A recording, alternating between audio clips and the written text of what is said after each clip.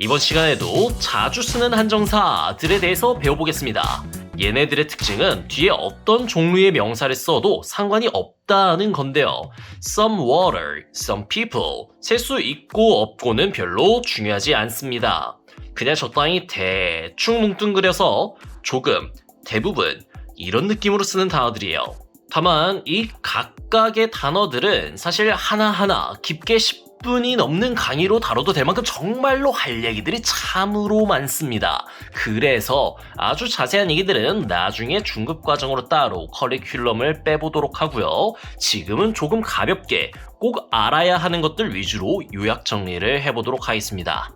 이것들을 그림과 함께 기억해두면 좋아요. Student, 학생들이 있습니다. 이건 the student, 어떤 특정한 학생들을 말하는 게 아니라 그냥 student, 일반적인 학생들을 말합니다. 숫자는 정확히 알 수 없습니다. 근데 이 중에서 일부의 학생들을 얘기한다면 some student, 대부분의 학생들을 말하면 most student, 학생들 전체 다는 all student, 그리고 이것의 정반대 개념이 no student입니다. zero, 숫자 0. students라는 개념이 있는데 이 중에서 얼만큼의 학생들을 말하는지를 따지는 것이기 때문에 0명이지만 그냥 no student라고 말합니다. 혼자서만 no student라고 하지는 않아요. 왜냐면 all students의 반대말이기 때문에. 그리고 이 4개의 한정사가 같은 카테고리로 묶여있는 친구들이기 때문에 그렇구나 생각하시면 될 것 같습니다. 우리 yes, no 할 때 쓰는 no가 한정사로도 쓰인다는 게 참 생소하시죠? 하지만 I have 라는 표현과 주로 함께 써서 I have no money, I have no time 이런 식으로 말하는 경우가 꽤나 많습니다. 0개의 돈이 있다, 0개의 시간이 있다, 뭐 이런 느낌을 깔고 있기 때문에 I don't have money, I don't have time 이런 문장들에 비해서 느낌이 센, 강조된 느낌의 문장들입니다. 그리고 뭔가를 금지하는 표지판들이 많이 활용돼요. No dogs, no smoking. 짧고 강하게 안 된다는 뉘앙스를 잘 전달할 수 있기 때문에 smoking 같은 동명사 앞에 쓸 때도 있습니다. 이 동명사도 품사로 따지면 명사니까 한정사를 붙이지 못할 이유는 없거든요. 잘 쓰지만 않을 뿐. 돌아서 no students, some students, most students, all students 같은 느낌으로 no water, some water, most water, all water 이런 식으로 명사 앞에 붙일 수 있는 단어들이다. 이것들의 그림을 다시 그려본다면 이런 느낌이에요. no는 빈칸, some은 일부만 색칠한 느낌, most는 대부분 색칠이 되어 있고 all은 완전히 다 색칠되어 있는 겁니다. 자, 여기까지 쉬었는데 이제 조금 더 집중해야 됩니다. 각각의 의미를 비교해서 알아둬야 하는 것들이 이렇게 있어요.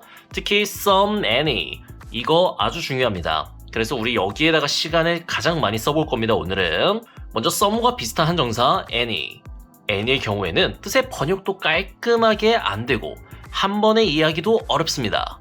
경험치를 좀 많이 쌓고 나야 눈이 떠지는 단어인데요. 오늘은 일단 기본적인 느낌을 아는 데 집중해 보겠습니다. 일단 some과 any 둘 다 공통적으로 개념은 몇 개인지 숫자에 상관없이 그냥 약간 조금. some이 이런 그림이죠. any는 크기가 some이랑 비슷하긴 한데 이렇게 물음표 딱 뭔가 정해진 그림이 없다는 느낌에 가깝습니다. 그래서 some students라고 하면 그냥 학생 몇 명 기본적인 뜻인 반면에 any student라고 하면 some students에 추가적인 뉘앙스를 붙인 느낌입니다. any student 뭔가 정해진 학생이 없음, 제한사항 없이 진짜 아무 학생이나 다 오케이. 이 느낌을 더 정확히 알 수 있게 잠깐 딴 길로 세면 thing이라는 단어가 있는데요. 이건 것, 물건, 사물, 상황 뭐 이런 정도의 뜻입니다. 한국어의 것으로 퉁칠 수 있는 단어인데 비슷하게 생긴 단어들이 이렇게 있어요. something, anything 각각 some plus thing, any plus thing이 합쳐져서 굳어진 게 something과 anything입니다. something은 그냥 어떤 것, 한국어 느낌 그대로 기본적인 느낌의 어떤 것. 근데 anything은 something에 추가적인 뉘앙스가 더 붙은 느낌이에요. thing은 thing인데 무엇이든 아무거나 오케이. 그래서 I'm eating something. 나는 무언가를 먹는 중이다. I can eat anything. 나는 무엇이든지 먹을 수 있다. 뭐 너무 배고파서 돌이라도 씹어 먹을 수 있다. 이런 느낌을 추가로 낼 수 있죠. 각각 숫자나 양은 상관이 없습니다. 이렇듯 some과 any는 여러 단어들의 뉘앙스 차이를 결정지어주기 때문에 각각 어울리는 문장 스타일이 딱 정해져 있습니다. some은 긍정문, any는 부정문과 의문문, 문법 책들에도 딱 나와 있습니다. 각각 이런 식으로 스타일을 나눠 쓰는 게 정석이라고요. 예를 들면 I have some questions. Some questions. 몇 개의 질문들. I need some help. Some help. 조금, 약간의 도움. I don't have any questions. Any questions. I don't need any help. Any help. Do you have any questions? Any questions? Do you need any help? Any help? 이런 느낌이에요. 이런 any의 경우 문맥에 따라서 적절한 번역이 정해지기 때문에 그 뜻을 한국어로 딱 정하기는 다소 애매해요. 그래서 가능한 문장 단위로 그 뜻을 이해해보는 게 제일 좋습니다. 아무튼 some과 any는 이렇게 각각 어울리는 문장 스타일이 있기 때문에 이렇게 바꿔버리면 문법적으로 틀립니다. 세트 1의 경우 긍정문이니까 이렇게 any로 바꾸면 틀린 말. 세트 2의 경우 부정문이니까 any를 써야 됩니다. 이렇게 some을 쓰면 땡. 세트 3의 경우 의문문이니까 Do you have some questions? Do you need some help? 라고 말하면 안 된다는 게 문법적인 원칙입니다.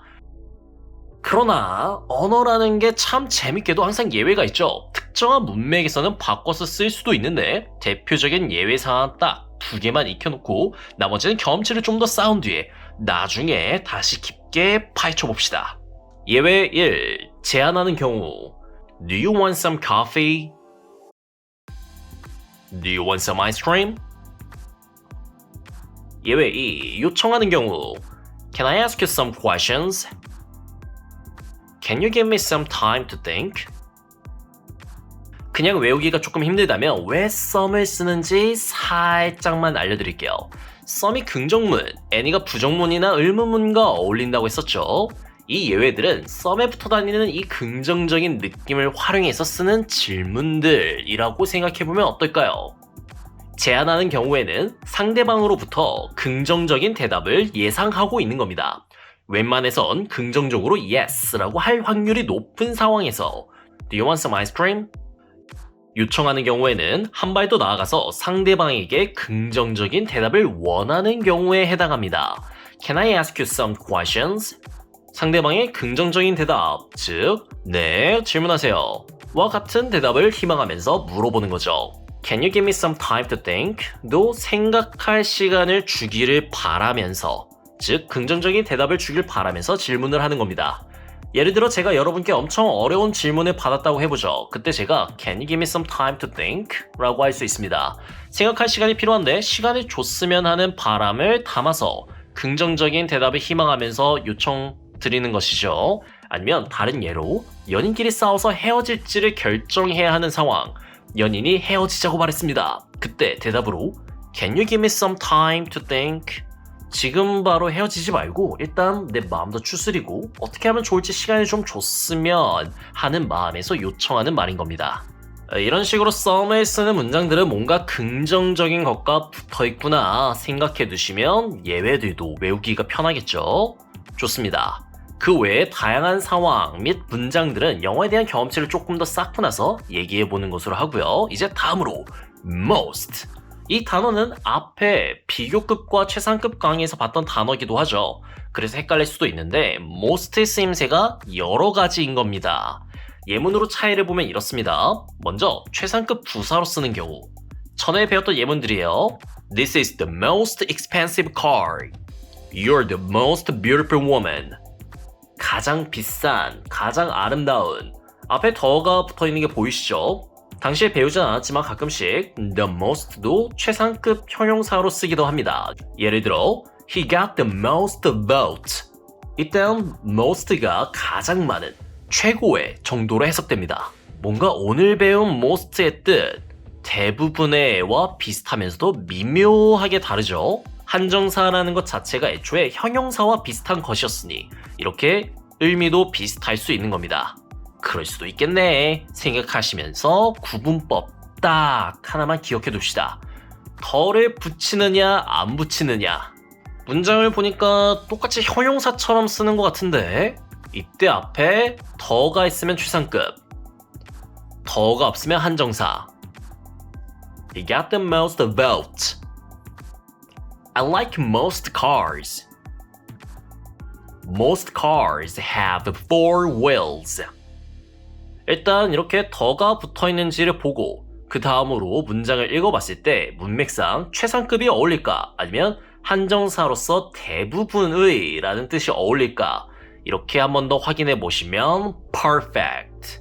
이것처럼 오늘 나오는 한정사와 관련해서 따져보고 알려드리고 싶은 내용들이 정말 많은데 오늘 알려드린 내용도 사실 좀 정보가 많습니다. 그래서 일단 여기까지만 말씀드리고 넘어갈게요. 근데 딱 하나만 더. most랑 almost 이거 엄청 많이 틀려요. most는 대부분의, almost는 거의. 뜻이 전혀 다릅니다. 대부분의 사람들. 이걸 영작하면 almost people 이라고 하는 학생들이 정말 많은데 틀린 말이에요. 거의 사람들? 오잉? 이상하죠? most people 이 정답이다. 한국어 뜻을 생각해보면 생각보다 쉽게 고쳐지니까 이렇게 살짝만 말씀드리고 이어지는 영작 연습으로 더 연습을 하죠. 이제 오늘의 마지막 한정사. 모든이란 뜻이죠. 이게 every와 뜻이 한국어로 똑같아요. 그래서 헷갈려하는 분들이 많은데요. 역시나 차이점이 있습니다. all students, every student 이렇게 s를 붙이고 안 붙이고 이것도 차이점인데 벌써 이것부터 헷갈리죠. 일단 all students가 기본형이라고 생각하시면 되시고요. 모든 학생들이 모인 하나의 집단으로 바라보며 쓰는 말입니다. 반면에 every student는 추가적인 뉘앙스가 붙은 거라고 보면 편해요. all students처럼 한국어로 똑같이 모든 학생들이긴 하지만 every student는 집단에 있는 학생 개개인을 바라보며 쓰는 말입니다. Every student needs a mentor. 모든 학생들은 멘토가 필요하다. 근데 every라는 말은 학생 개개인을 바라보며 쓰는 말이기 때문에 학생들 한 명 한 명 전부가 다 멘토가 필요하다 정도의 뉘앙스가 느껴지는 문장이라고 볼 수 있어요. 반면에 all을 쓰면 그냥 기본적인 느낌. 모든 학생들은 멘토가 필요하다. 학생 한 명 한 명보다는 학생들 전체 집단으로서의 스튜던트를 보면서 말하는 문장입니다.